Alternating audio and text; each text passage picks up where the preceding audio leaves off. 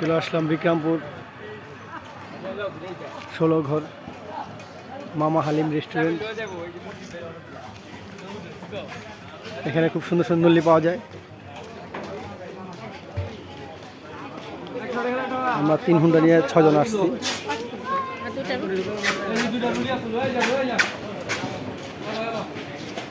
এখন এগুলো খাবো, শুনছি এখানে খুব সুস্বাদু খাবার হয়।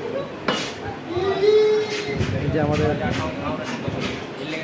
পার্সনরা খালি উর্কিজ জুলিস খেলে, খালি উর্কিজ জুলিস খাইব, ঠিক আছে? উর্কিজ জুলিস খাইব খালি।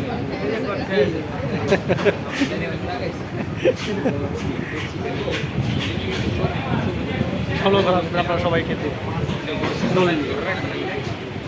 নল্লি হালিমত আছে না? হ্যাঁ সব আছে, নল্লি হালিমত আছে। তুমি কিছু বলতে চাও? হালিমের সাথে কি খাইবা? নল্লি আডিয়ালা। হ্যাঁ, বিটা খুব সুন্দর।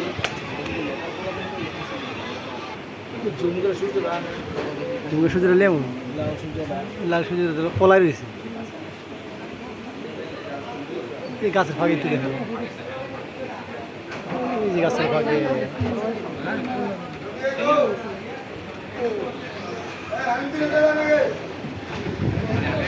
ময়লা চলে আসছে আমাদের নল্লি। এদিকে সব আমার ময়লা। বিক্রমপুর 16 ঘরের খাওয়ান না?